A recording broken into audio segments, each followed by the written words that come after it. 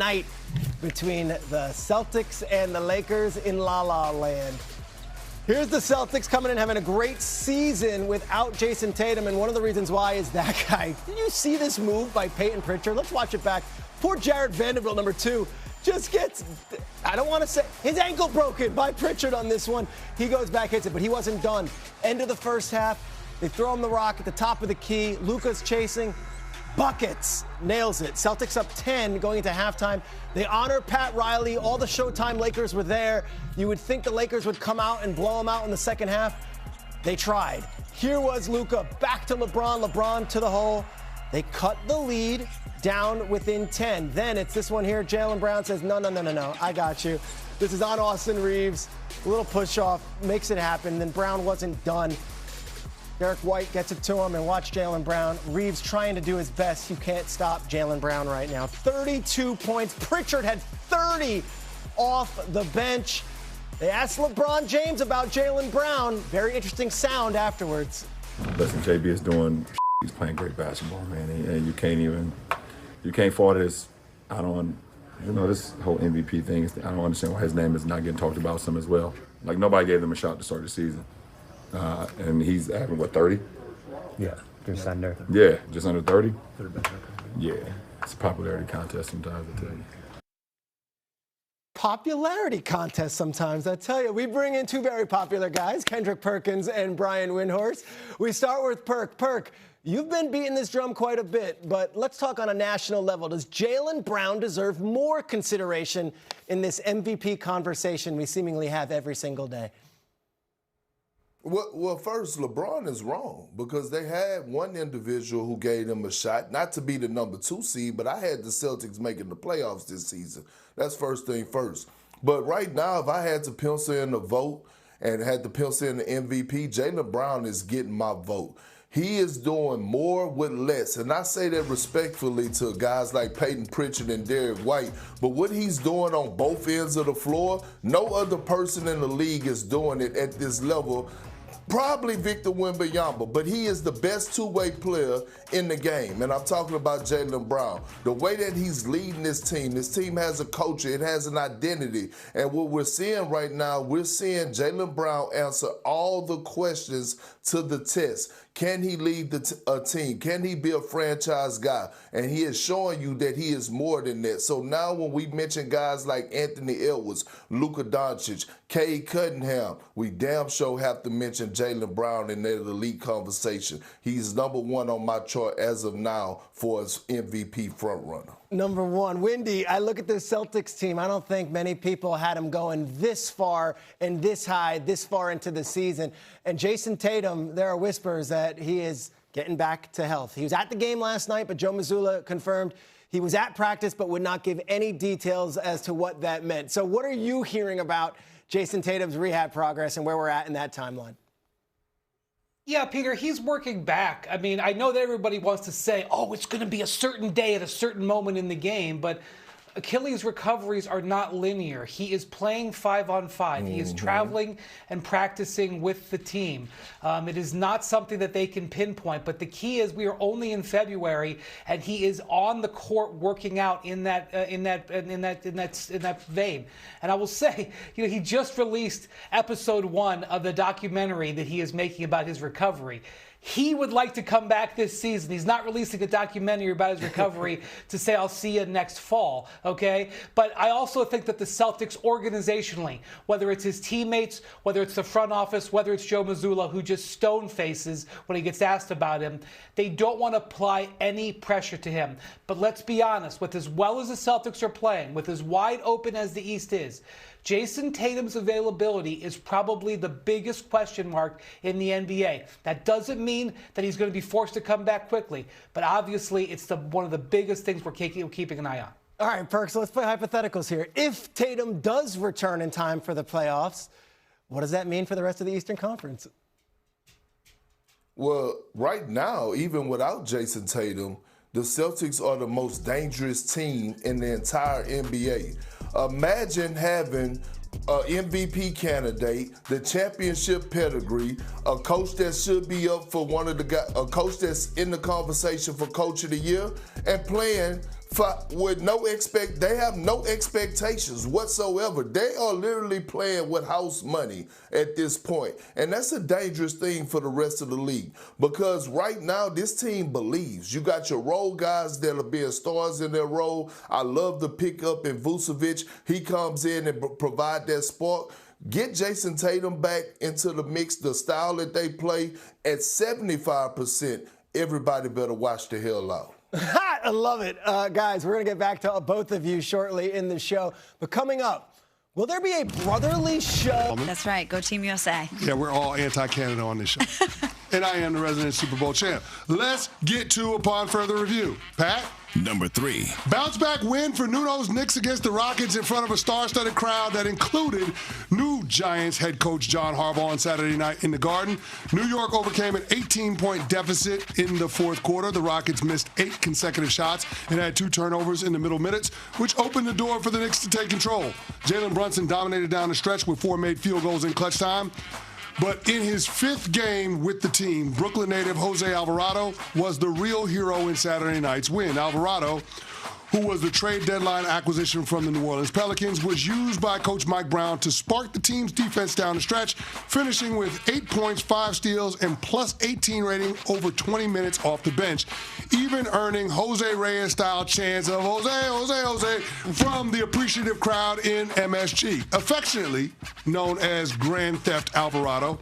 Having the 5th-year vet alongside OG Anunoby, Mikal Bridges, Josh Hart, and a healthy Mitchell Robinson give the Knicks more defensive versatility and depth. If the Knicks are going to close the gap in the East between them and the Pistons, it has to start with more physicality and buy-in on the defensive end of the court. And that was the story against Houston. Cat, during the postgame, said that he challenged his teammates at the start of the fourth. Quote, "It starts with the first possession of the fourth quarter, playing defense. We got to get a stop. It's the most important possession of the game, and it's the first play of the fourth quarter," end quote. Karl Anthony Towns backed that up with holding Şengün to 0 made field goals in the fourth quarter. If the Knicks get that version of Cat in the second half of this season, they'll be in the NBA Finals. Yeah, they got grimy, and they need to get grimy. And I believe that championship teams need to have that grimy nature to them. Alvarado gives them that. OG, obviously, and Josh Hart, that big 3 of guys. Mitchell Robinson, actually, I should say 4, gives them that for sure. The thing that I'm going to continue to keep an eye on is, remember last year in the playoffs, where you really had to stagger at times Brunson and Cat because of the defense. Yes. Those are your 2 best offensive players who are amongst your top 7 or 8 guys rotationally, your 2 worst defensive players. Yes. So that was the problem against Indiana. Correct. And that is always going to be the thing when you're playing against a team like Boston or Detroit that has many two-way players, which is my least favorite term in basketball. I hate the idea of Because everybody should be. This is not football. Chris Canty did not have to be good at offense. He could literally not be able to catch a football and still play 11 years in the NFL and be a Pro Bowl caliber player, right, for 11 years and win a Super Bowl. So to me, that's where the Knicks, as just an example, that's what you've said about your Lakers. It's like, my best players don't play defense in big moments. That's what we have to see about and it's not the Knicks aren't trying to play defense. They're just not good at it, those 2 guys. Well, here's the thing. Jalen Brunson leads the league in taking charges. So those are turnovers that matters. That is something. That is positioning. Okay, so undersized guard, cool. Yeah, that's what you do. Run over. That is your contribution to our defense. That's fair. Karl Anthony Towns and what we saw from him, if we can get that from him, like, if he is that version of himself on the defensive end of the court and he continues to be engaged on offense, and I do think those 2 things work hand in glove, then all of a sudden the Knicks as a team raised their level, and I think that would put them on par with the Detroit Pistons.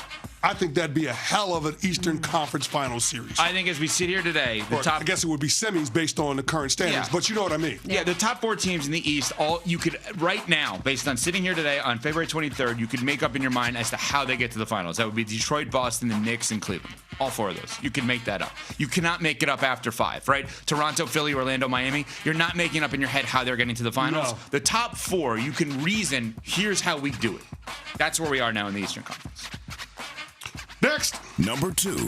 NBA tanking debate is reaching a fever pitch, and I gotta chime in, y'all. Of course, the discussion picked up when Utah and Indiana were fined for violating the league's policy on player participation. $500,000 and $100,000 respectively. Now, on the last Hoop Collective with Bontemps, McMahon, and Wendy. I'm just going to put it out there. They said that NBA executives, if they could buy the number 1 overall pick, would spend $100 million because of the talent in the 2026 draft class. Wow. They would spend that amount of money. So $500,000 is not going to really deter them. $500,000 is a rounding error for them. But here's the thing, y'all. In the post-super team era of the NBA, free agency has all but been eliminated due to the, quote, golden handcuffs that teams put on star players with the Supermax contracts. So the only pathways to acquire premier talent are via trade and the draft. And because of that, tanking for better draft lottery position is always going to be incentivized. This year, the draft is loaded, as we mentioned, and there are multiple teams desperate to keep their protected picks. So it becomes a race to the bottom.